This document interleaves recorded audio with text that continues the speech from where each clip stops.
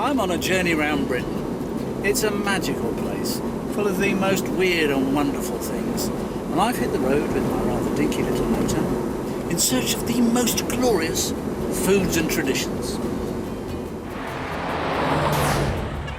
In today's show, I resist the charms of a turkey. They sound like a bunch of old women. Sorry, Grandma. I track down traditions that are in danger of dying out. I can hear some scrabbling about in these holes. And from the kitchen in my caravan, I try to do justice to some of the finest ingredients from the Fens. Because the other half is for the cook.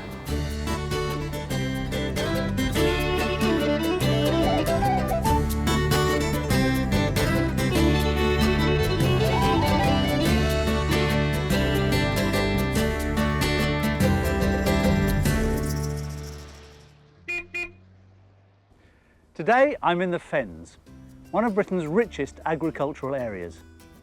If I'd been standing here about 400 years ago, I'd have probably been underwater, or at least up to my neck in boggy swamp, because the Fens are almost completely man-made. And before it became this kind of fertile farmland area, it was a wild, watery wasteland full of ne'er-do-wells and brigands and poachers and highwaymen. Sounds like my kind of place.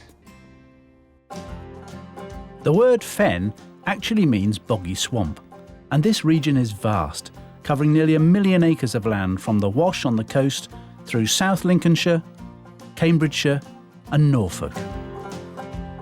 In the 17th century, the whole area was one huge freshwater marshland dotted with islands. Ely Cathedral was built on one of these islands and can be seen for miles around. But when a network of canals and man-made rivers were dug, the land that was uncovered was black and peaty. In short, an agricultural paradise. It's so fertile that more than 1/3 of all the vegetables produced in England are grown right here. It really is quite flat around here. They say that living here causes all true fenmen to have black webbed feet. Well, I may be about to find out. We all know the turkey, don't we? Big white-breasted thing that we roast to death once a year and then eat for the next fortnight. Well, did you know that they were originally found in the Americas and they were brought back to Europe in the 16th century? The Norfolk Black turkey is the oldest breed of turkey in Britain, and it's still black and is still bred in Norfolk.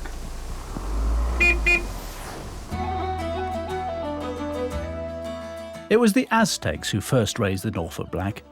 Of course, it wasn't called the Norfolk Black then, just the black, probably. Anyway, when they were first brought to Britain, they took the country by storm. Even King Henry VIII was a fan. These turkeys are unique. They're small and take longer to mature than other breeds, and they taste best when they've been hung for a week or two before being cooked. But in the 1950s, people started buying the mass-produced, bigger-breasted, pre-basted, beautiful birds instead, and it was bye-bye Norfolk Blacks. Until the dad of farmer James Graham started a breeding programme to bring these birds back from the brink of extinction.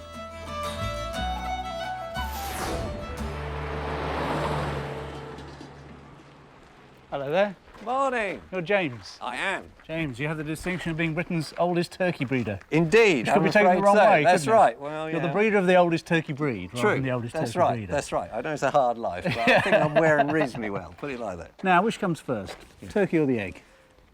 Good question. I can't say for sure. Well, shall we start with the egg? We can start with the egg. All right. And then we'll finish with the turkey. How's that? Right. James is keeping the tradition going, including the old Turkey Beta 7. A storage incubator for the unhatched eggs that's been used on the farm for the past 60 years. Oh, yeah. The incubator keeps the eggs at a constant 37.5 degrees centigrade for 28 days. Now, how do you know that all these eggs in here are fertile? Have they got a turkey in them? Right, well, we actually lamp them, or test them, as we call it. Yeah.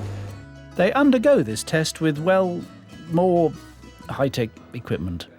This is the lamp. It is. That's right. You're in charge Again, of that it looks like a 50s sci-fi ray gun. That's right. Yeah. Well, it's all in keeping with the machine, obviously. So we'll take a tray of eggs out.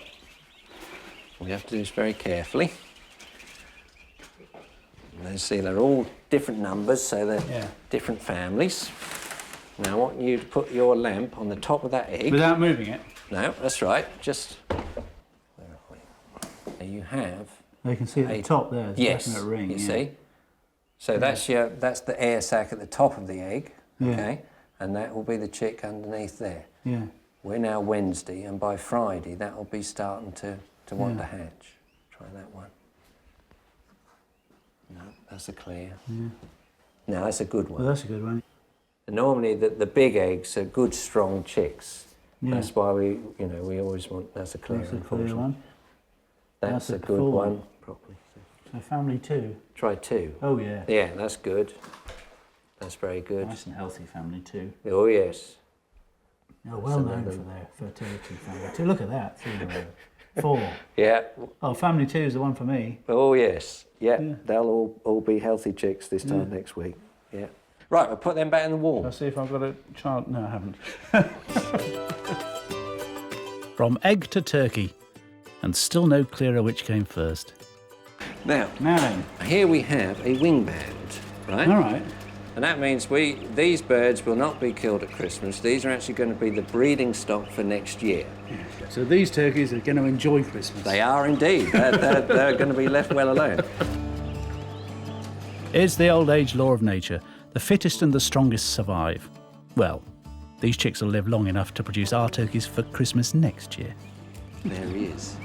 First 48 to sort of 60 hours is critical for a turkey because they're actually still living on the egg yolk within the bird. Yeah. So they must get feed, they must get water and heat. I'll put them back in the wall. All righty. Yeah? Back in the turkey beta. That's right, that's right. Today, the turkey beta can hold up to 5,000 eggs. But when James' dad bought it in the 1950s, he could only find 13. Yes, 13 purebred Norfolk Blacks left in Britain. There you go, mind your heads. He brought them here, started to breed them, and, well, the rest is history. After 4 weeks, when the turkeys are around the size of a chicken, they're put outside to join the rest of the rafter. Yes, that's what you call a group of turkeys. See, you learn something new every day. They're fed on a mix of grains that James grows on the farm. See, keeping it all in the family. Put it in the hopper. Yeah. They're probably too busy looking at grass at the moment. I should have put it in the top, shouldn't I? Well, what an idiot. Whatever. Why didn't you tell me immediately? What a fool. That's what you're supposed to do, and then it all pours. That's it. Yeah, you put it in there, and it's kind of self-fulfilling. Then, That's right. Yes, I'm not going to give him much competition in the turkey farming business, am I? They sound like a bunch of old women. Oh, that's it. Oh, sorry, Grandma. Do I hold one? Not really, no. They look kind of, they were really nice and cute at day one. Yes. A week later, they were actually losing a bit of their cuteness. Afraid so. And now there's nothing cute about them at all. No, they're, an acquired taste, put it like that. Yeah. No, they have got the ugliest kind of Doctor Who monster-type heads. It doesn't really matter whether they look good or not. The next step in the turkey story makes that, well, irrelevant. There's the bird. That is an extraordinary pit, isn't it, of feathers? Yes. Well, we're now in the old barn. Yeah. Where, we used to do all the plucking up here. The door, that's it. So what's the technique when you're plucking? Right. You want to start with the wings first. Yeah. Believe it or not that there's much meat on them, but there's a lot of feather there. Yeah. Right? So we've got to take these big feathers out first. Mm-hmm. Now, the simplest way is to grab the whole lot. So if you grab that side, Yeah. right, and get to the end, nice tight clench, Yeah. and then you got to pull down very sharply. Right, I'll the do my short one. side All right. first, and then you see. So you go in like that, and Okay. you pull them all out. Okay. So try that. That's a question of which way up. That's it. Just straight down with that hand going straight down. Sharp. Beautiful. Nice. Lovely job. Several pens. That's it. I may have plucker out of you yet.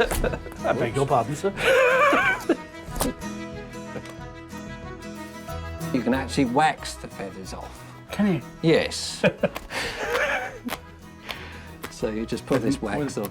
One of the many depilatory creams available on the market. Indeed, that's right. Oh, it's great. I imagine you'd have to drink some scrumpy with this, wouldn't you, normally? Oh, yes. Yeah. And to tell you the truth, you hadn't done a bad job, actually. Yep. All right. You can come back this Christmas if you want. No problems. One a day. Don't get very rich out of moving there. I might find you a beer at the end of the day.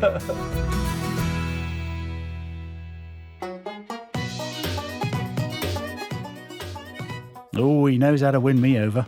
But the proof is in the pudding, or should I say, the cooking and the tasting of the Norfolk Black. It's a really lovely colour in there. Yes. Looks like a bit of ham. That's right. That's right. And of course, getting back to the hanging process, you know, you're getting that more flavour because of we've hung the meat for that little length of time. Tightness of the flesh it seems to be much more compact. That's right. Actually, that has almost a pate-like Indeed. kind of quality. That's to it, right. Isn't it? That's right. You know, I must admit, I prefer the dark meat over the white meat, but a lot of people don't like the dark meat. That's why so many people now order crowns. They only want the white meat, which I always think is a bit of a shame, really. It's the gamey flavour that stands this breed apart from the mass-produced variety, and I say, long may it continue. Cheers.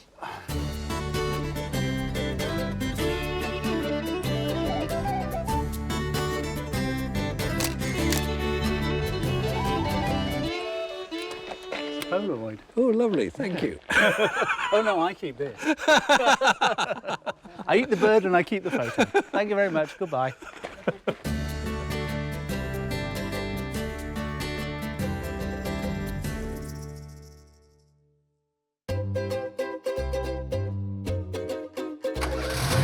I like meeting people who do things just because they want to do it.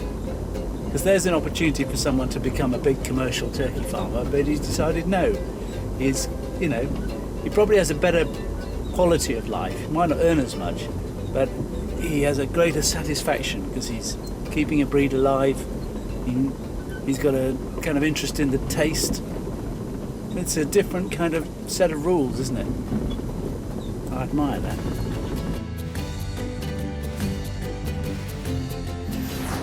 Coming up, This is the most bonkers shop I've ever been in. something rather big takes me by surprise. That is brilliant! God, this is a real gun! While something rather small gets the better of me. Hello, matey. There we are. Grubs up. And from the back of my caravan, I'll be making a local Fens dish for musicians who'll be entertaining me in a rather unique way.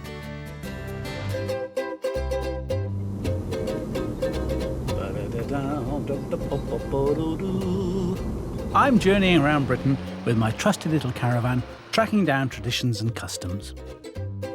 Here in the Fens, I've been checking out the chicks.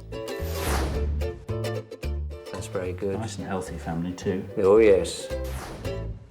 And later on, I'll take to my mobile kitchen to cook up a dish inspired by my visit to the Fens. Well, they've all disappeared. Now, though, I'm on a pest control mission. Traditionally, the poacher was the scourge of farmers and landowners. He'd shoot for free, fish for free, hunt for free, all to put a bit of food on the table and, well, maybe make a bit on the side. Well, I'm off to meet an old school poacher turned gamekeeper who loves the idea of living off the land. And he's going to teach me the traditional art of ferreting. Traditionally in the Fens, poachers used ferrets to chase rabbits out of their burrows to provide food for their families. The punishment, if they were caught, was rather harsh: deportation and even death. But these days, rabbits have become such pests that landowners are desperate for them to be cleared from their land. So, poacher Darren Gallagher, turned gamekeeper, now uses his traditional skills to work alongside local farmers, ridding their land of rabbits. You're an actual ex-poacher who's sort of been Allegedly. fined and everything like that, so you can tell us all about it, as it were, from the horse's mouth. When we was kids, we used to catch the bus outside here, Yeah. going to So you King's Lynn and... get on the bus with a dog and Yeah, a ferret and a net. yeah, come back with a dirty, smelly sack and dirty dogs and dirty ferrets and... Yeah. They Jump still back let you out. on the bus. Back then they did, yeah. Yeah. We've used the skills we learnt from old to put it into our living. Yeah. Well, you're not telling me those pink rabbit nets were learned from old. Well, I thought I was coming out, to see some kind of butch hunters. But you're making these nets out of pink. Well, rabbits are colourblind and they can't see. We can see them better in the grass. But All right. truth be known, we wanted to see if you really had a sense of humour. We was going to try and get you to make one me in look pink. effeminate on television, aren't you? We won't be the first ones, will we? No, that's true. Done it to myself many times. Well, should we go and have a go? Let's have a go. Darren's a dab hand at tracking down rabbits, and today he's been asked by the owner of this farm to tackle her bunnies. What have we got there? The dog marking that there's rabbits at home. Right. So this is some of the damage done by the rabbits here, is it? Yeah, look here as well, look. They're coming off here. Yeah? Don't know if you can see this. Yeah, it's an obvious run, isn't Coming it? off here, so there's every chance there's a warren there. Yeah, Coming into the wheat, which is behind us. down here. The wheat's here, look. And eating away the crops. Because rabbits breed like, rabbits, Darren's got a tough job on his hands. It's estimated that over 3 years, a fluffy little female bunny can produce up to 51,000 descendants. Darren, mate, you've got your work cut out. Bring on the ferrets. Both nice and friendly. Oh, not on. Do they like doing what they do? They love it, it's what they're bred for. Yeah. You know, descendants of the polecat. Yeah. No. Hello, matey. Darren's ferrets are working animals, trained to root out rabbits and chase them out of their burrows. And the dogs are on hand to see if the rabbits are at home. First job, find the holes. It's kind of obviously rabbity. Yep, very, as you can see. The dog's marking as well, say something is at home. So we'll Yeah. net this up. What we'll do is we'll check it for the holes, check for bolt holes, which is, there's normally 1 or 2 in a warren, little tiny hidden holes in the grass. Yeah, which is what? Escape runs. Yeah, you miss them, and that's always the ones the rabbits come out Yeah. of. So you put all your Always. nets on the big Yeah. holes and they suddenly Yeah. pop out somewhere else. Always, yeah. I mean, he likes that one. He's saying there's rabbits in here. Rabbit warrens can stretch underground for hundreds of metres, and the last thing Darren wants is for his prized ferrets to get lost in one. Check the collars, make sure they're working. So what are these? They're just located collars. You didn't mind wearing that? No, Nah. it doesn't mind at all. How far do they go down? This locates to 16 foot. Yeah. Let the hunt begin.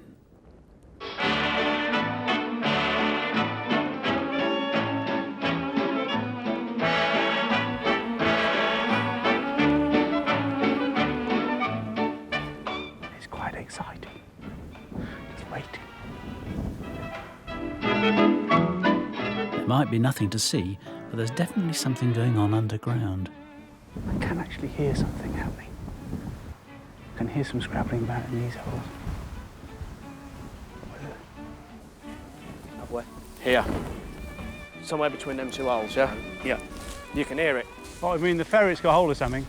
The ferret's probably caught up with a rabbit before it had a chance to come out. It's saying it's We've got both ferrets here. Somewhere. That's saying 12 foot. 12 foot down? Yeah, it is. Right, you start digging, I'll make some tea. Get them nettles out my face. Now we're digging for ferrets. Oh, hold on.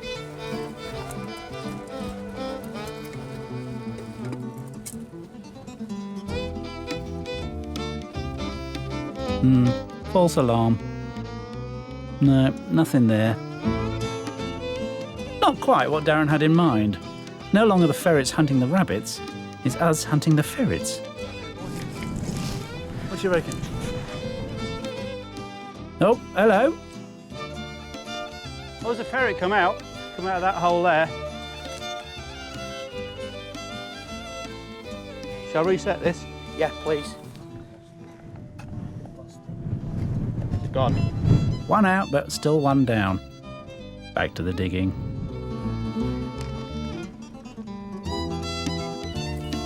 And success. Just look. Turn that off. Yeah, look, rabbit fur on her claws, look. Right. Yeah, it's there. Tugged it out. See the fur there, look, hanging off the end of her feet. Yeah. So the bunny got away, minus a little bit of fluff. And our ferrets? Oh, they had a good day out. What about Darren? When it goes right, it's fantastic. When it goes wrong, it's boring. Ah, speak for yourself. I've rather enjoyed it, even if we didn't catch a rabbit.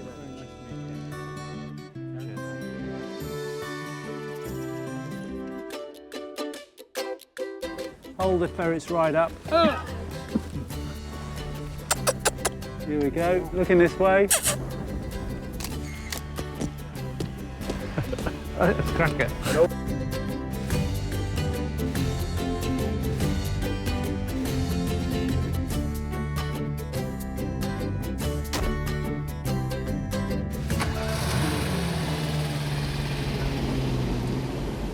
Well, I suppose that's the hunter's lot, really, isn't it?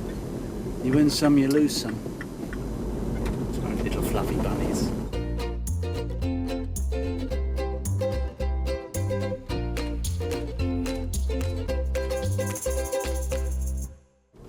Now it's time to meet a very British vegetable. It was first cultivated by the Egyptians about 3,000 years ago, and the Romans brought it over here about 2,000 years ago. And the noted herbalist Culpeper said that it can stir up lust in man and woman. Yes. And it's also known to be able to detox the body. It is asparagus. Crops of asparagus have thrived for centuries in the fertile, peaty soil of the Fens, and Andy Allen is making the most of it on his 200-acre farm. The thing that I heard about asparagus, it grows really quickly, doesn't it? How fast does it grow in this country? It'll grow between 4 and 6 inches in a day, when it's above 10 degrees at night and 25 during the day. I mean, by the time you get to one end of this kind of column, it must be have grown another inch at that column. Pretty much, yeah, pretty much. When the teams are cutting, they can get to the end of the field and they almost turn around and start again.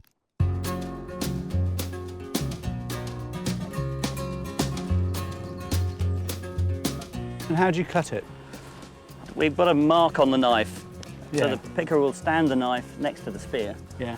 If it reaches that height, it's good enough to cut, so he'll then bend down and pick it. Nice.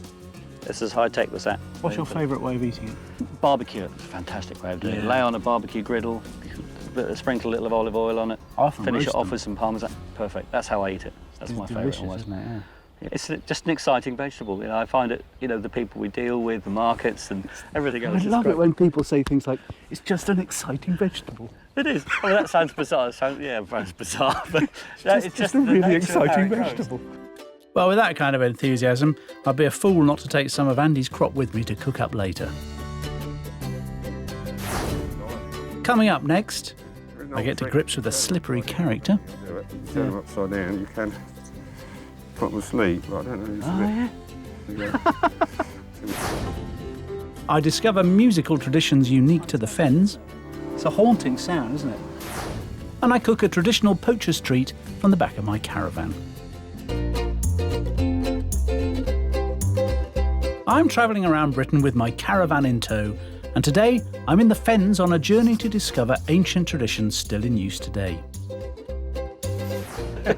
So far, I've been turkey farming in Norfolk.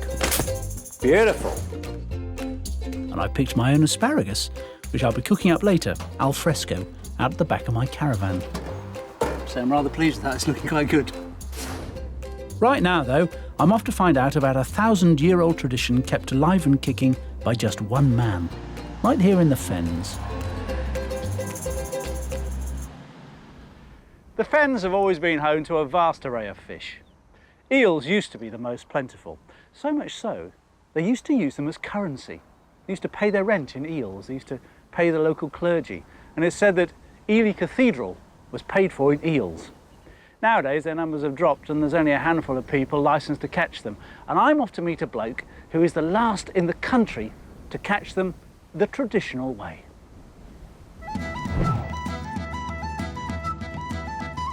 There are only two species of eel in Britain, the conger eel and the common eel. They breed in the Sargasso Sea near Bermuda and spend up to 3 years drifting thousands of miles across the Atlantic before swimming up rivers in Britain. Hundreds of years ago, there were so many eels here in the Fens that they were said to have caused astonishment to strangers.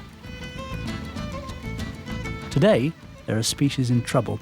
So many have died off that only 10% of their previous numbers still exist.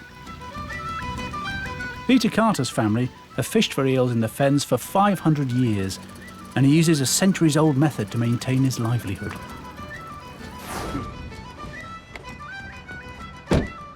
Look at this sign. That is the most singular sign I've ever seen on any shop.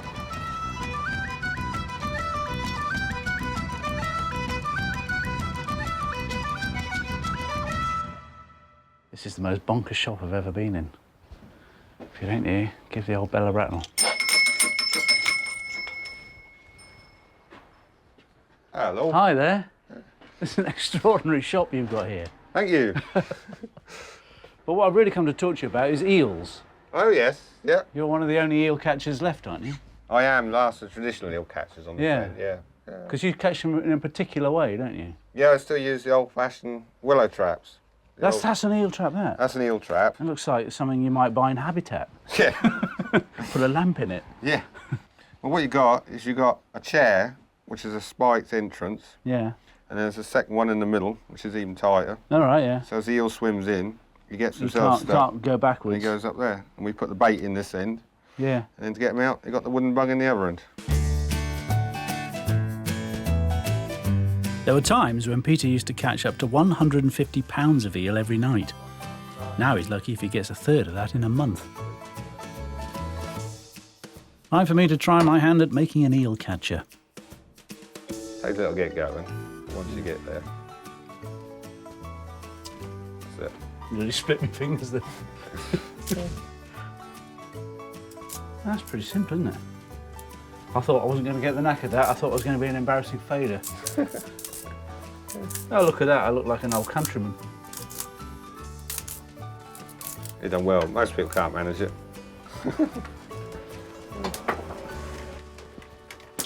Oh, I've broken it. Don't put that bit in. So is there a season to eels? Yeah, we finish usually around the end of October, and then we turn to the wild fowling with a big punt gun. Big pump gun. Punt gun. Punt? Literally, it fits in the punt. You lay behind it.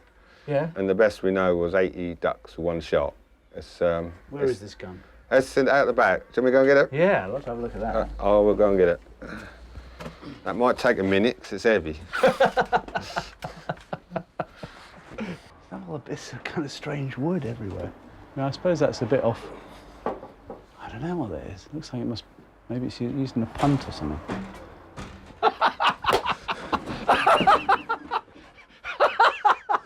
That is brilliant. God, this is a real gun. Oh, yeah. God, I want one of these. Rest on it. There we go. That is fantastic. I mean, you can't hold that, can you? What do you do? No, you lay it in the punt and lay behind it. It dates from about So you 1800. put a charge down it, Yep. throw anything you've got. Anything, nails, tacks. Yeah. And when you fire it, the boat goes back about 20 yards. from the recoil. And when the smoke clears, hopefully you've shot something. If not, you won't see another duck the rest of the day, I'll tell you, it's loud. I think that is brilliant. A gun-powered boat. Yeah.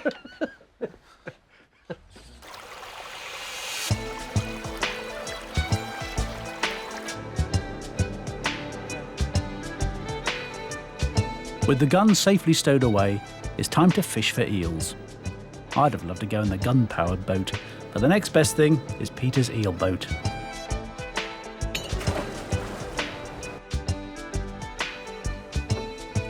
Yesterday, Peter placed his baited pots along the river. All we need to do today is check each of them for eels. Only a tiddler in this one. Next one, empty again. And another empty one. This is how tough it's become for Peter to make a living. But Peter's not about to let me go without seeing the fruits of his work. He's brought along a slippery friend he caught earlier in the day. They're slippery customers, aren't they? Oh, yeah. As slippery as an eel is... It's not a joke. Yeah. Is that a good one? That is a nice one, yeah. Yeah. Oh, he's a lively one. He is, isn't he? There is an old trick. If you turn them upside down, I don't think he'll do it, but if you turn them upside down, you can put them asleep. But I don't know. Oh, yeah? He's going to go. See if he'll rest, but I don't think he will. No. He's too keen. He had 40 wings. Yeah. No, that's a nice size eel. Yeah. Make a nice meal out of him. Yeah. Freshwater eel has become quite a delicacy. It can sell for around £50 a kilo. That's 10 times more than farmed salmon. Now times have changed.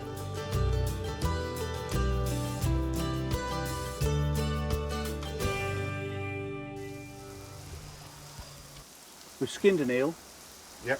And cut it into pieces, floured it, and we're just going to cook it in butter. Yep, right up. Best way to have it, I reckon. It's going to take about, what, 2 minutes? Yep. The only big difference between an eel and a fish is that they can come out of water. What, eels can? Yeah, they can travel from one river to another.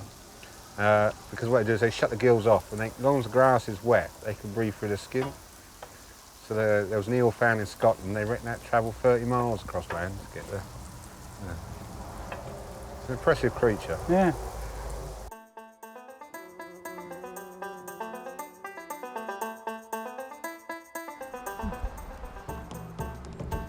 That's absolutely gorgeous, you know. I'm saying this honestly, I've never had eel as nice as that, because I've had it jellied and it's a bit kind of glutinous like that, isn't it? I say the best way to have it fried. Get another one.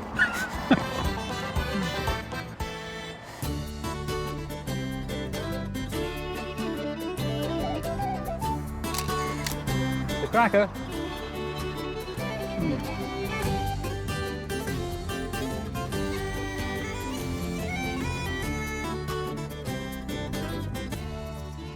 I did that.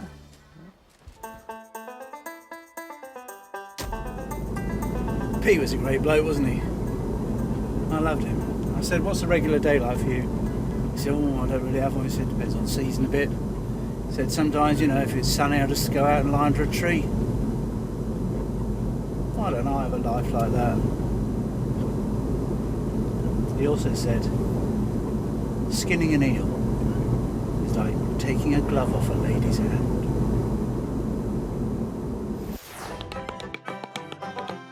Coming up next, I discover musical traditions that are somewhat unique.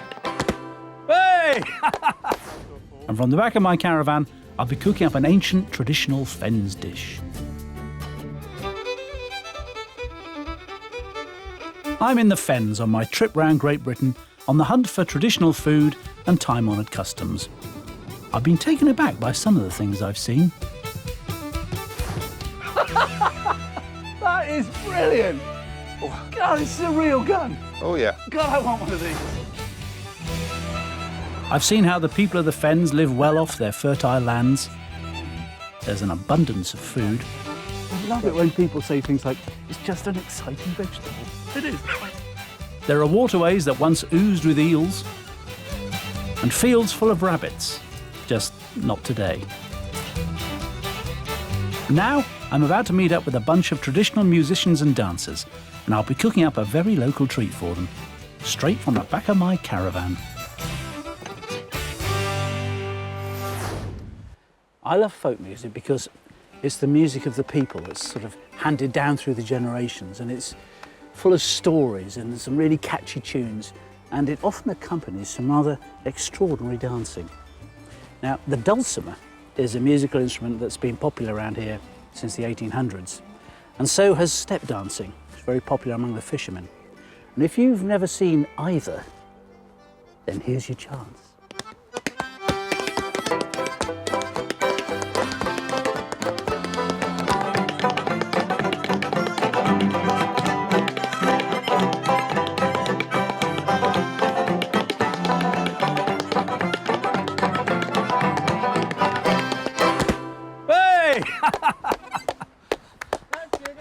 That is some phenomenal speed you've got in your feet there. Definitely. Yeah. I've been crossed with a greyhound. Oh yeah, yeah. Tell me, step dancing. What's the history of step dancing? Well, travelling people have been doing it since time began. Yeah. And all the fishermen from Cromer, Sheringham and everything. You Yeah. know what I mean? But they've all got their own styles of dancing. It's an Step individual dancing. dance, which is quite Yes. unusual, isn't it? If you Is seen that- 100 step dancers today here, everyone would dance different. Yeah. And is there an element of competition? You're just trying to show off and be better than the one No, before? I've never tried to show off. I've Well, that's a always lie, isn't it? I've always tried to be in the background. I've got a You're brother. such a shrinking violet, aren't you? I really want to look at this dulcimer, because that is an extraordinary instrument, sir. How old is that? About 160, 70 years. Is it really? It sounds like a piano, doesn't it? Yes. Give us a little tune.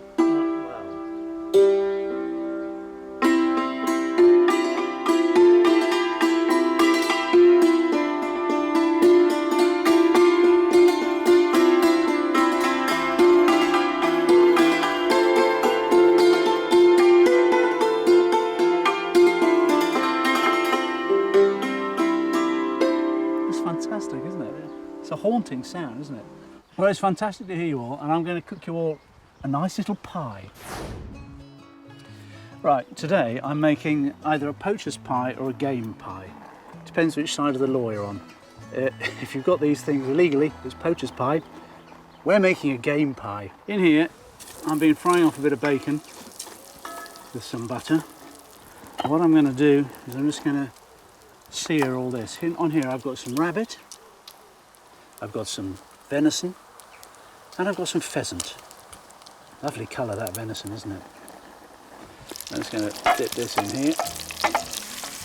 This needs to brown on all sides, which should take about 5 minutes. And sear that off. The thing about poacher or game pie is that it's really made with stuff that's been hunted rather than farmed. It's quite a distinctive difference, really. If you want more information on how to make this dish at home, we'll have recipe details a bit later. So, I'm going to brown there. Just going to remove this for a second. Remove all the meat, leaving behind the juices. Sort of bits. Just going to reserve that. The cooking term. Here's my onions. I'll put those in there. So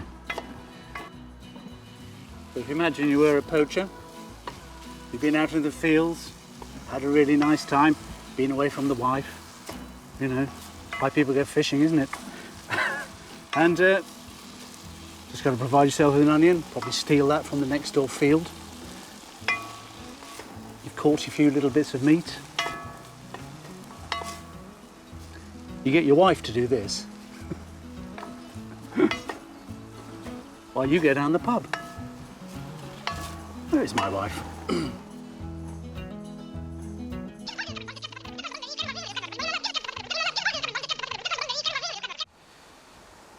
Found the wife, she said do it yourself.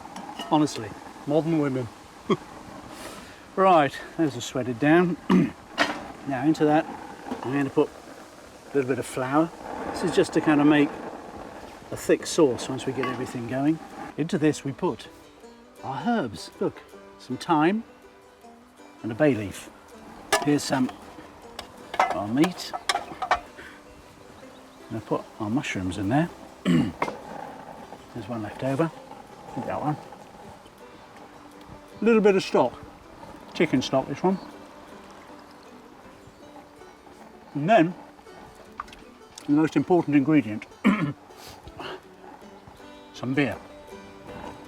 Now it's very important that you only put in half a pint.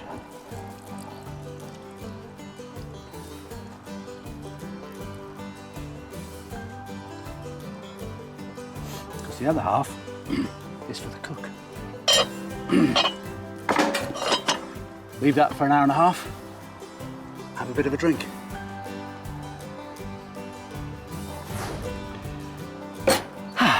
Suitably refreshed. Now let's see if it's ready. Oh, look in there. That looks rather nice, doesn't it? Right, what we're going to do is we're going to put this in the pie dish. You don't need to add anything else to this dish. All the ingredients combine with the meat's juices to make a lovely rich dark gravy. Next, the pastry. And we're going to put that on our pie. Very carefully, obviously. Trim that first. Here we are, I'm just going to make a little couple of holes in the top. Put a little glaze on it with this beaten egg, which makes it look nice once it comes out. One game pie into the oven. Leave that to brown for 45 minutes. So I'm rather pleased with that, it's looking quite good. Then, the moment of truth. It's a rather lovely looking pie, isn't it, don't you think? I think it does, yes. In the past, when meat wasn't easy to come by, these game pies would have been stuffed with a variety of vegetables, probably purloined from the fields. Today, I'm serving it with asparagus from Andy Allen's farm. Some of our asparagus that we got earlier. Right we are. Grubs up. Come and get it. Help yourself to a fork. Thank you very much. There we go. Lovely. This is either a poacher's pie or a game pie, depending on whether it's been stolen or caught legally. I think we'll go for poachers. Well, they've all disappeared. I'll go with them. There are no bowls left, so I'm going to have to scrape out the dish with the big spoon. What do you think of the pie? Be honest. Lovely. It's very good, fantastic. Yeah. Yeah. We used to have rabbit pie when we was young boys, and Father say, go and get a rabbit. Yeah. Get one with the hump back. Why? Hold the crust up.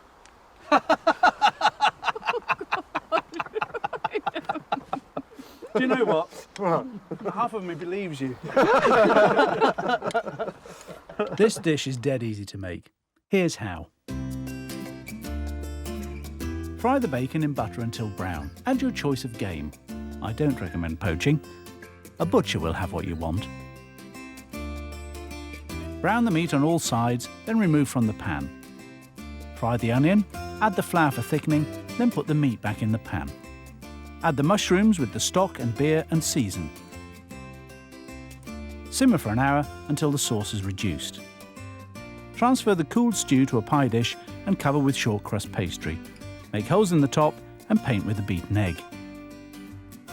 Then after 45 minutes, game over. A perfect game pie. If you want more details of what you've seen in today's show, you can find it at itv.com/food. There you go, a traditional Fens dish, game pie. Now it's time for a bit of a dance. Now I hear you've got some jig dolls with you. Jig dolls basically a part of is what used to go on in the pubs called sing, sail, pay. So basically everybody sit around the pub and everybody had to do something. Right. And if you didn't do, you had to buy a round of drinks. That sounds fantastic. Everybody had something to do. Yeah. So if you couldn't sing, you couldn't get up and step dance, couldn't play music, Could do. then maybe you could dance a dancing doll. We'll finish these pies and we'll get them out immediately. Ladies and gentlemen, I give you the jig dolls.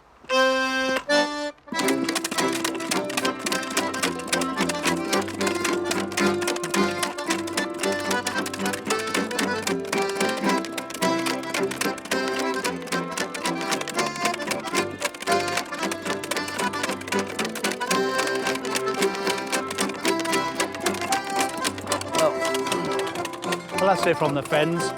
You know, it's still really a bit of a wild place. Everyone here likes to do things on their own terms. and I like that.